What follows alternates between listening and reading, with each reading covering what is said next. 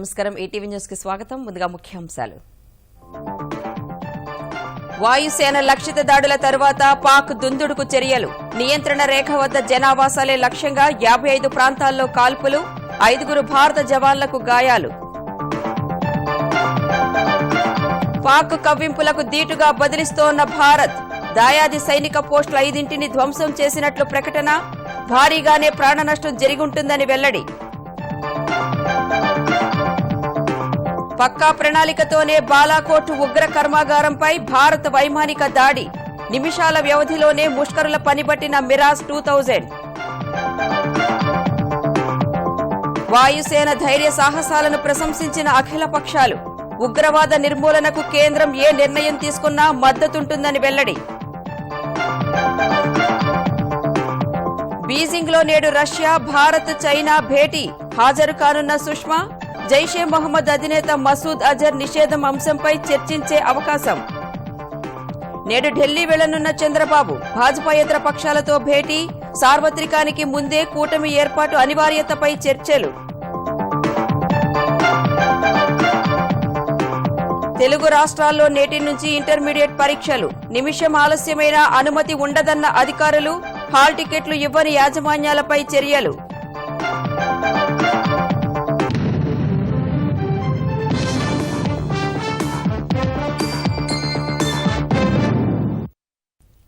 పాకిస్తాన్ భూభాగంలోకి చొచ్చుకు వెళ్లి భారత వాయుసేన జరిపిన మెరుపు దాడులతో ఉక్కిరి బిక్కిరి అయిన దాయాది దళాలు నియంత్రణ రేఖ వెంబడి ఇష్టారీతిన కాల్పులకు తెగపడుతున్నాయి.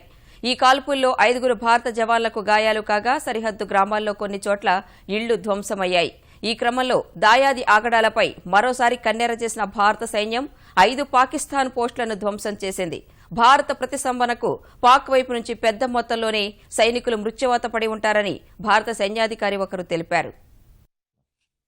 భారత వాయుసేన నిన్న తెల్లవారుజామున జరిపిన సర్జికల్ స్ట్రైక్స్ తో కంగుతిన్న పాకిస్తాన్ మంగళవారం సాయంత్రం 5:30 నుంచి భారత సరిహద్దుల్లో గ్రామాలే లక్ష్యంగా ఇష్టారీతిన కాల్పులకు తెగబడుతోంది. నియంత్రణ రేఖ వెంబడి ఉన్న రాజౌరి, పూంచ్, జమ్మూ జిల్లాల్లోని సరిహద్దు గ్రామాలపై తోటాల వర్షం కురిపిస్తోంది. తేలికపాటి ఆయుధాల నుంచి ఆటోమేటిక్ 120 mm మోర్టార్లతో దాయాది సేనలు విరుచుకుపడుతున్నాయి. ఈ కాల్పుల్లో అక్నూర్ సెక్టార్లో 5 భారత సైనికులు గాయపడగా వారిని ఆస్పత్రికి తరలించి చికిత్స అందిస్తున్నారు. పూంచ్ పరిధిలోని మాన్కోట్ సెక్టార్లో దాయాది దళాల గొళ్ల వర్షానికి 2 ఇళ్లు ధ్వంసమయ్యాయి. మంగళవారం ఒక్కరోజే దాదాపు 12 సార్లు పాక్ సైన్యం కాల్పుల విరమణ ఒప్పందానికి తూట్లు పొడిచినట్లు భారత సైన్యం తెలిపింది. తొలుత నౌషెరా సెక్టార్లో మొదలైన ఆగడాలు నియంత్రణ రేఖ వెంబడి దాదాపు 55 ప్రదేశాల్లో కొనసాగాయి. పాక్ కాల్పులను భారత సైన్యం ధీటుగా తిప్పికొట్టింది. నియంత్రణ రేఖ వెంబడి ఉన్న రాజౌరి, పూంచ్ సెక్టార్ల సమీపంలోని పాక్ పోస్టులను 5ంటిని మన సైన్యం ధ్వంసం చేసింది. ఈ క్రమంలో భారీ ఎత్తున పాక్ సైనికులు ప్రాణాలు కోల్పోయి ఉంటారని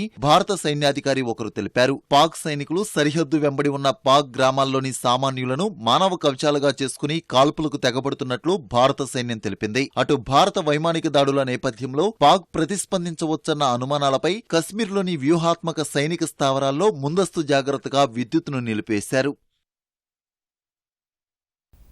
పుల్వామాలో 40 మంది సీఆర్పీఎఫ్ జవాన్లను ఉగ్రవాదుల బలిగొన్న మర్నాడే మెరుపు దాడులకు వ్యూహరచన జరిగింది. అత్యంత గోప్యంగా దాడుల కార్యాచరణ అమలు చేశారు. ఈ క్రమంలో ఏ చిన్న విషయం కూడా బయటకు రానియకుండా జాగ్రత్త పడ్డారు. దాడి తప్పదని ముందే గ్రహించిన ముష్కర మూకలు మకాం మార్చినా ఫలితం లేకుండా పోయింది. నిర్దేశిత లక్ష్యాలపై దాడులు నిర్వహించి ముష్కర మూకల పీచమణిచింది వాయుసేన. సెలవులు పూర్తి చేసుకుని విధుల్లో చేరేందుకు జమ్మూ నుంచి కశ్మీర్ వెళ్తున్న సీఆర్పీఎఫ్ వాహన శ్రేణిపై ఆత్మాహుతి దాడి జరిపి 40 మంది జవాన్లను పొట్టన పెట్టుకున్న ఘటనపై యావత్ భారతం కన్నెర్ర చేసింది. సైనికుల ప్రాణాలు బలిగొన్న ఉగ్రవాదులకు గుణపాఠం చెప్పాలని దేశమంతా ముక్తకంఠంతో నినదించింది. ప్రధాని నరేంద్ర మోదీ సైతం అదే రీతిలో స్పందించారు. ఉగ్రదాడి జరిగిన మరుసటి రోజే దాడులకు కార్యాచరణ ప్రణాళిక సిద్దమైంది. ముష్కర మూకల అంచనాలను తలదన్నే రీతిలో మెరుపు దాడులకు వ్యూహరచన చేసింది. భారత్ ను తక్కువ అంచనా వేసిన ఉగ్రవాదులు నియంత్రణ రేఖను దాటి 80 కిలోమీటర్ల దూరానికి మకాం మార్చారు. ఇంత దూరం భారత్ రాదని ఉగ్రమూకలు ఊహించాయి. కానీ తాడి తన్నేవాడిని తల తన్నేవాడున్నట్లుగా ఉగ్రవాదుల అంచనాలను తుత్తినీరు చేస్తూ పక్కా ప్రణాళికతో మిరాజ్ 2000 యుద్ధ విమానాలు మెరుపు దాడులు నిర్వహించాయి. ఆదమరిచి నిద్రపోతున్న ఉగ్రతండాలపై బాంబుల వర్షం కురిపించాయి.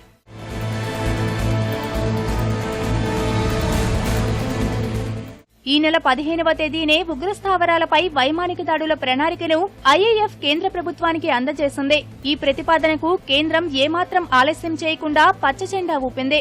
ఈ నెల 16 నుంచి 20వ తేదీ వరకు సరిహద్దుల వెంట ఐఏఎఫ్ సైన్యం సంయుక్తంగా నిఘా పెట్టాయి. ముష్కరమూకల కదలికలను నిశితంగా పరిశీలించాయి. వివిధ మార్గాల ద్వారా ఉగ్రవాదుల సమాచారాన్ని సేకరించాయి. ఈ నెల 20 నుంచి 22వ తేదీల మధ్యలో దాడులు చేయాల్సిన ప్రదేశాలను గుర్తించిన సైన్యం, వాయుసేనలు ఆ మేరకు మ్యాప్లను సిద్ధం చేసుకున్నాయి.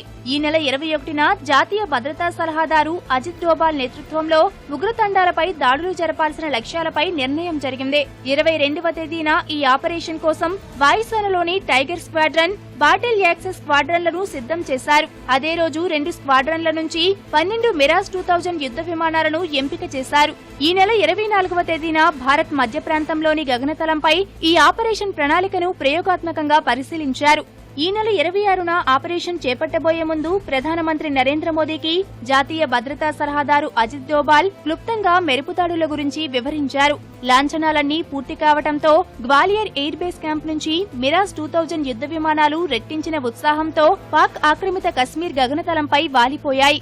మంగళవారం తెల్లవారుజామున సరిగ్గా 3:45 తొలి లక్ష్యంపై దాడి జరిపాయి. పాక్ ఆక్రమిత కశ్మీర్ రాజధాని ముజఫరాబాద్ కు 24 కిలోమీటర్ల దూరంలోని బాలాకోట్ ప్రాంతంపై 3.45 నుంచి 3.53 వరకు బాంబుల వర్షం కురిపించాయి. ఖైబర్ పఖ్తూన్ఖ్వా ప్రావిన్స్ లోని బాలాకోట్ ప్రాంతం ఉంది. అల్ ఖైదా ఉగ్రవాది ఒసామా బిన్ ను అమెరికా దళాలు మట్టుబెట్టిన అబోటాబాద్ కు బాలాకోట్ చాలా దగ్గరగా ఉంటుంది. రెండో లక్ష్యం ముజఫరాబాద్ ప్రాంతంపై యుద్ధ విమానాలు 3.48 నిమిషాల నుంచి 3.55 మధ్య దాడులు నిర్వహించాయి. చకోటి ప్రాంతంపై 3.58 నుంచి 4.04 వరకు మిరాజ్ 2000 యుద్ధ విమానాలు బాంబుల వర్షం కురిపించాయి. దాదాపు 1000 పౌండ్ల బరువైన 6 బాంబులతో ముష్కర తండాలను భస్మీపటలం చేశాయి. ఈ విషయం తెలిసి దేశమంతా వీర సైనికులకు సెల్యూట్ చేసింది. మేరా భారత్ మహాన్ అంటూ నినదించింది. పాక్ ఉగ్రతండాలపై మిరాజ్ 2000 యుద్ధ విమానాలు నిప్పుల వర్షం కురిపించాయి. వాయుసేన నమ్మకాన్ని వమ్ము చేయకుండా ఉగ్రమూకలను కోలుకోలేని దెబ్బ కొట్టాయి. భారత వాయుసేనలో సుఖోయ్, తేజస్, మిగ్-29 వంటి అధునాతన యుద్ధ విమానాలు ఉన్నప్పటికీ మెరుపుదాడులకు మిరాజ్ 2000 జెట్లను ఎంచుకోవడంపై సర్వత్రా చర్చ జరుగుతోంది. వజ్రాగా పిలిచే మిరాజ్ 2000 యుద్ధ విమానాల విశిష్టతలపై ప్రత్యేక కథనం. మెరుపుదాడుల తర్వాత మిరాజ్ 2000 యుద్ధ విమానాల గురించే దేశవ్యాప్తంగా చర్చ జరుగుతుంది. సుఖోయ్ 30 MKI, తేజస్, మిగ్-29 వంటి ఆధునిక యుద్ధ విమానాలు ఉండగా వీటిని ఎందుకు వినియోగించారనే అభిప్రాయం వ్యక్తమవుతుంది. అంచనాలకు తగ్గట్టుగా సుదూర లక్ష్యాలను ఛేదించడం, అధిక విజయాలు సాధించిన రికార్డు ఉండడంతో జైషే ఉగ్రతండాలపై దాడులకు వాయుసేన మిరాజ్ 2000 యుద్ధ విమానాలను ఎంచుకున్నట్లు తెలుస్తుంది. వాయుసేనలోని ముఖ్యమైన జెట్ ఫైటర్లలో మిరాజ్ 2000 ఒకటి. వీటిని వజ్ర లేదా పిడుగు అని పిలుస్తుంటారు. పేరుకు తగ్గట్టుగానే వీటి పనితీరు ఉంటుంది. ఏమాత్రం గురి తప్పకుండా లక్ష్యాలపై దాడులు చేయడం వీటి సొంతం. 30 ఏళ్ల క్రితం వాయుసేనలో చేరిన మిరాజ్ 2000 యుద్ధ విమానాలను తర్వాత 20,000 కోట్ల రూపాయలతో అప్గ్రేడ్ చేశారు. తొలుత ఒకే సీటర్ కలిగిన 36 మిరాజ్ 2000 యుద్ధ విమానాలను కొనుగోలు చేశారు. పక్కలో బలెన్లా తయారైన పాకిస్తాన్ F-16 జెట్ ఫైటర్లను కొనుగోలు చేయడంతో 4 2 సీట్ల మిరాజ్ 2000 యుద్ధ విమానాలను భారత్ కొనుగోలు చేసింది. మిరాజ్ 2000 యుద్ధ విమానాలకు గ్వాలియర్ ఎయిర్ బేస్ స్థావరంగా ఉంది. ఒకే ఇంజన్, ఒకే పైలట్ కలిగిన మిరాజ్ 2000 యుద్ధ విమానం బహుళ పాత్ర పోషించడమే కాకుండా 1500 కిలోమీటర్ల దూరంలోని లక్ష్యాలను ఛేదించడం దీని ప్రత్యేకత. ఫ్రెంచ్ కంపెనీ తయారు చేసిన ఈ జెట్ ఫైటర్ శబ్దం కంటే 2 రెట్ల వేగంతో ప్రయాణిస్తుంది.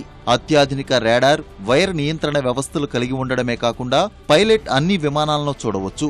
నావిగేషన్, టార్గెట్, ఆయుధ సమాచారాన్ని వర్చువల్ డిస్ప్లే ద్వారా తెలుసుకోవచ్చు. మిరాజ్ 2000 జెట్ ఫైటర్లు గగనతలంలో 59,000 ఫీట్ల ఎత్తులో ఎగరగలవు.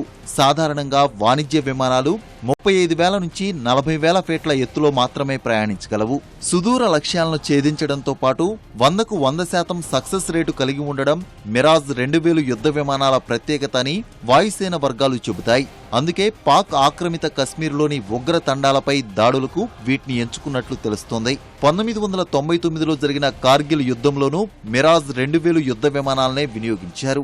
అప్పటి విజయంలో ఈ యుద్ధ విమానాలు కీలక పాత్ర పోషించినట్లు తెలుస్తోంది. ఆ తర్వాత భారత ప్రభుత్వం మరిన్ని మిరాజ్ విమానాలను ఆర్డర్ చేసింది. ప్రస్తుతం భారత్తో పాటు 8 దేశాలు ఈ విమానాలను ఉపయోగిస్తున్నాయి. భారత వైమానిక దళం జరిపిన మెరుపు దాడుల్లో ధ్వంసమైన ఉగ్రవాద శిబిరం పాక్లోని కున్హర్ నది ఒడ్డున ఉండే బాలాకోట్ నగరానికి 20 కిలోమీటర్ల దూరంలో ఉంది. పుల్వామా దాడి సూత్రధారి మసూద్ బంధువు యూసఫ్ అజహర్ నేతృత్వంలో నడుస్తున్న ఈ శిబిరంలో పాక్ విశ్రాంత సైనికులే శిక్షకులుగా తీవ్రవాదులకు శిక్షణ ఇస్తున్నారని కేంద్ర ప్రభుత్వ వర్గాలు చెబుతున్నాయి. పుల్వామా దాడికి కుట్ర చేసిన అబ్దుల్ రషీద్ ఘాజీ ఈ శిబిరంలోనే శిక్షణ తీసుకున్నట్టు తెలిపిన ఆ వర్గాలు పుల్వామా దాడికి పథకరచన కూడా ఇక్కడి నుంచే అమలు చేసినట్టు వెల్లడించాయి. బాలాకోట్ ఇప్పుడు యావత్ దేశ ప్రజలు చెప్పుకుంటున్న ఊరి పేరు. పుల్వామా ఉగ్రదాడికి ప్రతీకారంగా భారత వైమానిక దళం మెరుపుదాడులు జరిపిన ఉగ్రవాద శిబిరం ఈ బాలాకోట్కు కేవలం 20 కిలోమీటర్ల దూరంలోనే ఉంది. నియంత్రణ రేఖకు 80 కిలోమీటర్ల దూరంలో బాలాకోట్ క్యాంపులో మొత్తం 6 బ్యారక్లు ఉండగా 500 నుంచి 700 మందికి సరిపోయే ఆధునిక సౌకర్యాలు ఈ శిబిరంలో ఉన్నట్టు తెలుస్తోంది. కనీసం 250 నుంచి 300 మందికి ఏకకాలంలో శిక్షణ ఇచ్చే ఏర్పాట్లు ఉన్నట్లు కేంద్ర నిఘా వర్గాలు సేకరించిన సమాచారంలో తేలింది. మరో 20 నుంచి 25 మందికి పైనే శిక్షకులు ఎప్పుడూ ఇక్కడ ఉంటారని తెలుస్తోంది. ఈ శిబిరానికి జైషే మహ్మద్ అధినేత మసూద్ అజర్ బావమరిది యూసఫ్ అజహర్ అలియాస్ ఉస్తాద్ ఘోరీ నేతృత్వం వహిస్తుండగా భారీ సంఖ్యలో తీవ్రవాదులు బాలాకోట్లోని కొండ ప్రాంత శిబిరంలో ఉన్నారని నిఘా వర్గాలు అందించిన సమాచారంతో భారత వైమానిక దళం ఈ లక్ష్యాన్ని ఎంచుకుంది.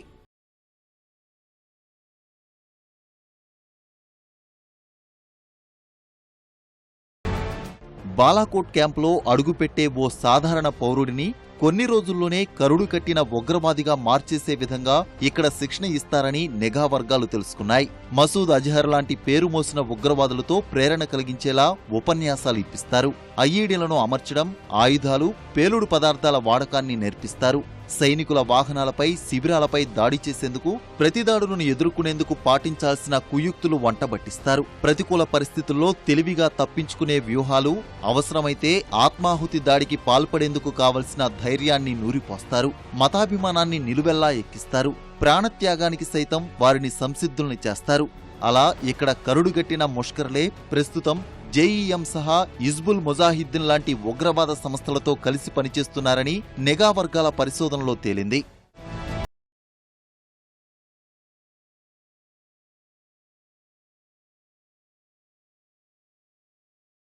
బాలాకోట్ శిబిరంలోనే 2017 డిసెంబర్లో మసూద్ అజర్ కుమారుడు అబ్దుల్లా ఆధునిక శిక్షణ తీసుకున్నట్టు తెలుస్తోంది.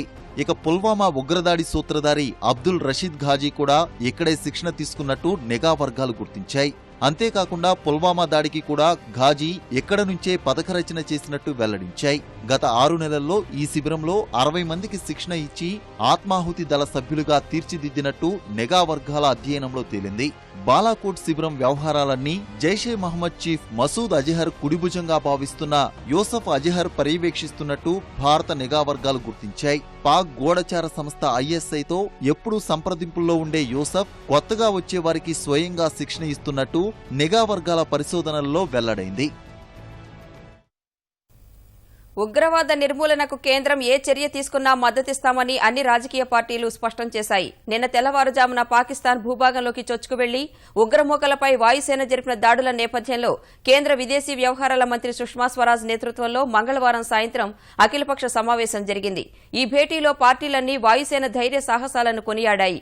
ఈ భేటీలో కేంద్ర మంత్రులు రాజ్నాథ్, అరుణ్ జైట్లీ సహా రాజ్యసభలో విపక్ష నేత గులాం నబీ ఆజాద్తో పాటు వివిధ పార్టీల నేతలు హాజరయ్యారు. సామాన్య పౌరులకు ఏ విధమైన నష్టం కలిగించకుండా దాడులు నిర్వహించడంపై వాయుసేనను పార్టీలు ప్రశంసించాయి.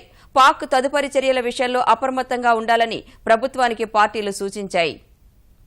मोहम्मद के बड़े आतंकी कैंप पर भारतीय वायुसेना द्वारा किए गए ऑपरेशन के बारे में अधिकृत जानकारी देने के लिए मैंने सर्वदलीय बैठक बुलाई थी। लगभग सभी बड़े दलों के प्रतिनिधि उपस्थित थे। मुझे खुशी है कि सभी प्रतिनिधियों ने एक स्वर में पहले भारतीय वायुसेना को बधाई दी, फिर सरकार द्वारा किए गए किसी भी आतंक विरोधी कार्रवाई के लिए हमेशा समर्थन देने का आश्वासन दिलाया और पक्ष और विपक्ष का भेद किए बिना एकजुटता का प्रदर्शन किया।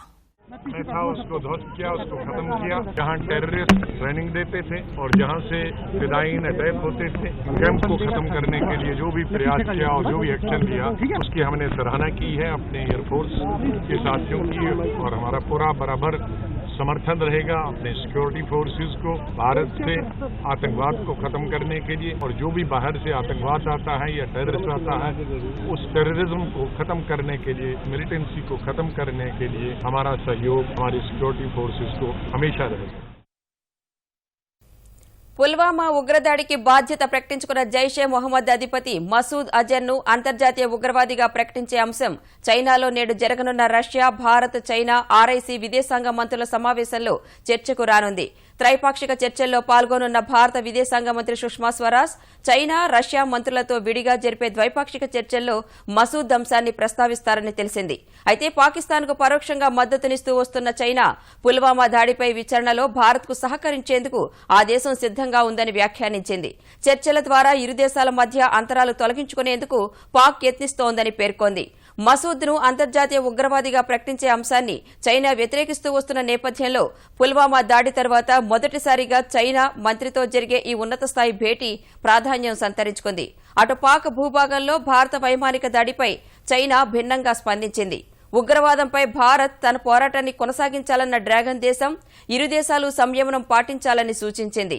దక్షిణాసియాలో భారత్, పాక్ రెండు ముఖ్యమైనవిగా పేర్కొన్న చైనా ఆ ప్రాంత శాంతి, సుస్థిరత కోసం ఇరు దేశాలు కలిసి సాగాలని పేర్కొంది. పాకిస్తాన్ భూభాగంలోకి భారత వైమానిక దళం చొచ్చుకెళ్లి ఉగ్రవాదుల పీచమణిచిన ఘటనపై కారాలు మిరియాలు నూరుతోన్న దాయాది దేశం భారతీయ సినిమాలేవీ తమ దేశంలో ఆడటానికి వీల్లేదంటూ హుకుం జారీ చేసింది. ఈ మేరకు ప్రకటన జారీ చేసిన ఆ దేశ సమాచార ప్రసార శాఖ మంత్రి చౌదరి ఫవాద్ హుసేన్ పాకిస్తాన్ జాతీయ సినిమా ఎగ్జిబిటర్లెవరూ భారతీయ సినిమాలను ప్రదర్శించరంటూ వ్యాఖ్యానించారు. భారత్లో రూపొందించిన వాణిజ్య ప్రకటనలు కూడా ప్రసారం చేయరాదంటూ పాక్ సమాచార ప్రసార శాఖ ఆదేశాలు జారీ చేసింది. అటు త్వరలో దుబాయ్లో జరగనున్న 57వ ఇస్లామిక్ దేశాల సహకార సంస్థ ఓఐసీ ప్లీనరీకి భారత విదేశీ వ్యవహారాల మంత్రి సుష్మా స్వరాజ్ను ముఖ్య అతిథిగా ఆహ్వానించడంపై పాక్ గుర్రుగా ఉంది. ఈ మేరకు తమ అసహనాన్ని సౌదీ, యుఏఈ రాజులకు తెలిపినట్లు పాక్ విదేశీ వ్యవహారాల మంత్రి ఖురేషీ తెలిపారు.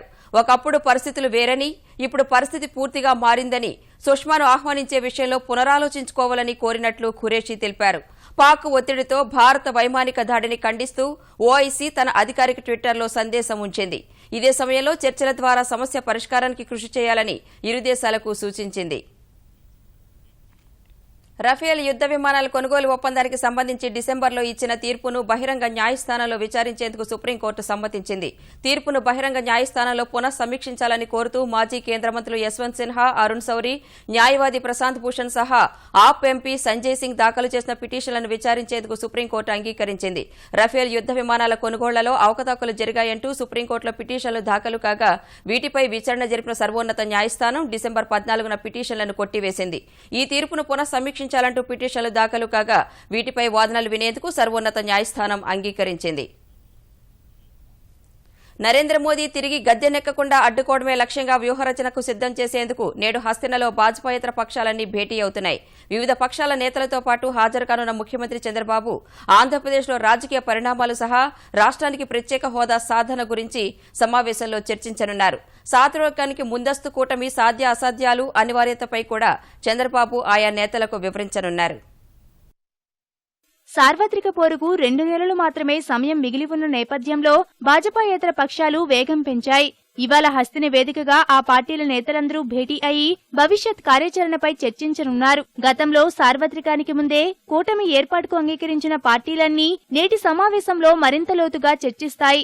ఎన్డీఏకు వ్యతిరేకంగా ఏర్పాటవుతున్న కూటమిలో చేరేందుకు ఎస్పీ, బీఎస్పీ వంటి పార్టీలు పూర్తిస్థాయిలో ఆమోదం తెలపనందున వాటిని కలుపుకొని పోవడంలో అనుసరించాల్సిన వ్యూహంపై చర్చ జరగనుంది. ఆప్ కూడా కాంగ్రెస్ తో కలిసేందుకు వెనుకడుగు వేస్తున్నందున మధ్య మార్గ పరిష్కారంపైన నేతలు చర్చించనున్నారు. ఈవీఎంలపై ఇప్పటికే రాష్ట్రపతిని కలిసి తమ అభ్యంతరాలను వ్యక్తం చేసిన భాజపాయేతర పార్టీలు మరోసారి ఈ అంశంపై చర్చించనున్నాయి.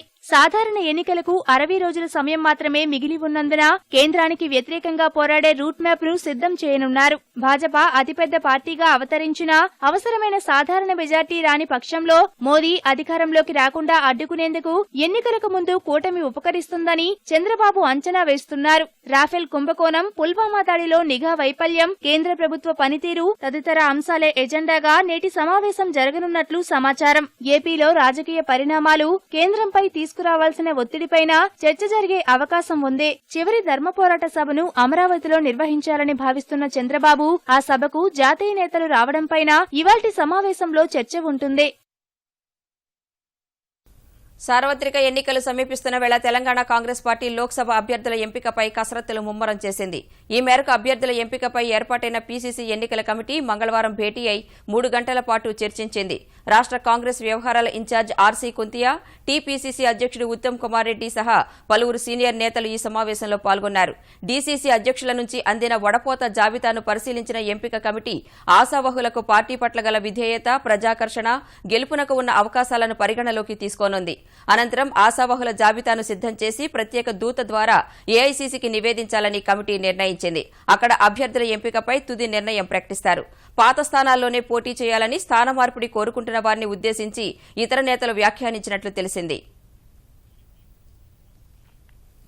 తెలుగు రాష్ట్రాల్లో నేటి నుంచి ఇంటర్ పరీక్షలు ప్రారంభం కానున్నాయి. 2 రాష్ట్రాల్లోనూ పకడ్బందీగా పరీక్షలు నిర్వహించేందుకు ఇంటర్ బోర్డులు ఏర్పాట్లు చేశాయి. అన్ని పరీక్షా కేంద్రాల వద్ద సీసీ కెమెరాలు ఏర్పాటు చేయడం సహా 144 సెక్షన్ అమలు చేస్తున్నట్లు అధికారులు వివరించారు. ఏపీలో పరీక్షా కేంద్రానికి చేరుకునేందుకు సెంటర్ లొకేటర్ యాప్ను తీసుకొచ్చారు. ఉదయం 8:30 నుంచే విద్యార్థులను పరీక్షా కేంద్రాల్లోకి అనుమతిస్తామని, 9 గంటలకు 1 నిమిషం దాటినా విద్యార్థుల్ని అనుమతించబోమని స్పష్టం చేశారు. తెలంగాణలోనూ నిమిషం ఆలస్యమైనా అనుమతించబోమని స్పష్టం చేశారు. ఈ నేపథ్యంలో నిర్ణీత సమయానికి పరీక్షా కేంద్రాలకు చేరుకోవాలని విద్యార్థులకు సూచించారు.